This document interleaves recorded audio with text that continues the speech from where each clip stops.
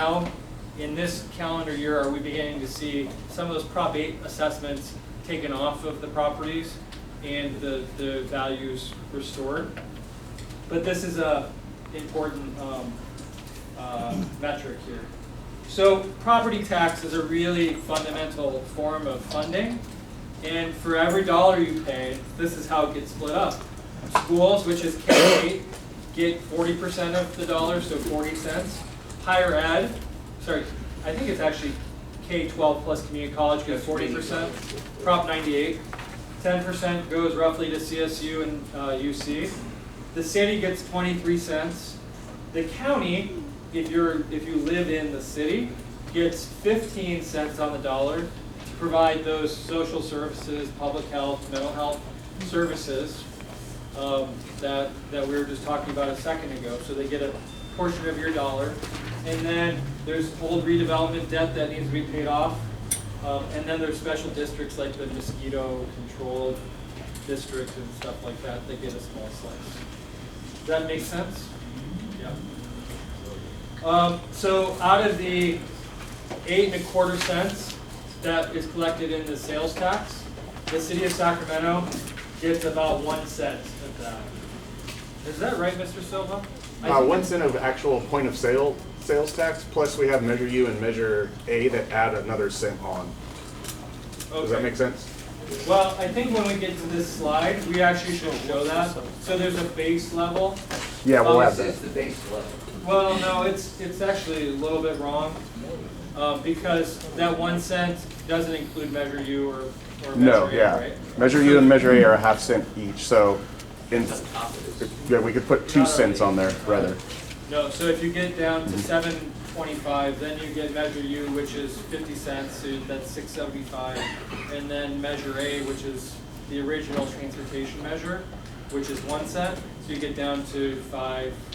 What is it? So the state takes 5.5. 5.5. So we should then we show have a realignment that takes another 1/2. This is a job exam. But we should clarify that slide. Yeah, we'll add that in where we break it out for everyone. I'm a geek. I'm sorry. Measure U, your special sales tax that you approved in 2012, is expiring in 2019. There's going to be a conversation about what we do. We've talked about the budget pressures. We've used it to restore the fire department, to take away the brownouts, to restore engines. We've added, under Measure U, 222 positions in the police department. We've added Parks and Rec maintenance workers, all those other things. Some of these we're still hiring for. If you want a job with the city, apply, please.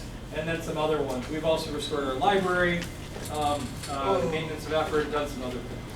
So this is basically where we are in Measure U. We're keeping a balance in the Measure U account so that if it is not renewed in 2018, there's not a cliff where it suddenly ended and we have to lay off all of those people. So that we have a year of a flex period, roughly, to handle that. 2 points that speak to just the depth of Great Recession, as they go. I don't know why I call it the Great Recession. There's nothing great about it. But from 2008 through 2012, as you know, we lived through a historic downturn. I said we're over 100 police officers short from the beginning of the recession. That includes the fact that we restored 222 through this Measure U. So you can see without the Measure U, we would be down arguably another 222 police officers. And so people, it's easy, I think, to forget, to take advantage or to take for granted the fact that we're living in good and stable times. But we're still making up, I think, as a city, as a state, for much of what has been lost. And Measure U was not ever intended to add to service, it was to stop the bleeding. So now as we go forward with the renewal for Measure U, which we're going to have to do, the question is it a keep steady thing, or can we do it in such a way where we can actually make significant progress on some issues? That's what we're going to grapple with.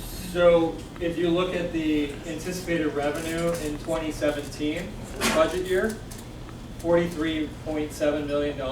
And what was the PERS number by 2019 or 2020? 29 million. 29 million.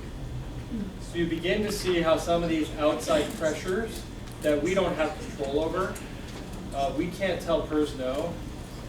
We have to pay them. There's no real choice unless we declare bankruptcy, which has been horrible for San Bernardino and Stockton, would violate our pledges to our city employees. It puts us in a bind. And I just think it's an important thing to point out. All right, now we get to the current year budget. We're almost done, we're almost to you, but this is all of our 101.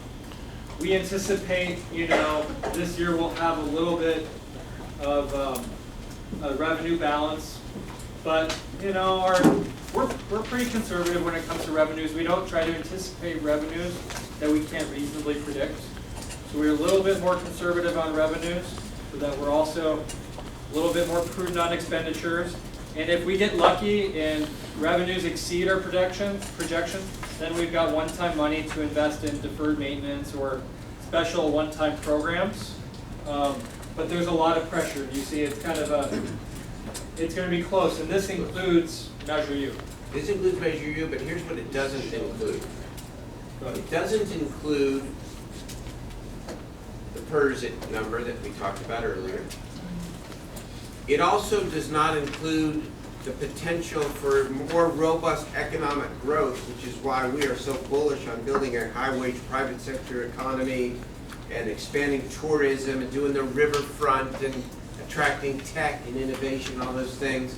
It may not be immediate turnaround, but the more job creators and industry, clean industries that we can bring here, the more that bends the curve. And then the third thing that this does not factor, which is maybe controversial in many quarters, maybe here, is legalized marijuana. Because legalized marijuana may, in fact, it's now legal in California, although you have the Trump administration threatening to take down states that have legalized it, who knows. But it's a potential significant revenue enhancement if it is done right to offset the PERS issue, for example. I mean, what if marijuana offset PERS? If it did, I'm not saying it would, then you'd have fairly steady growth with some room to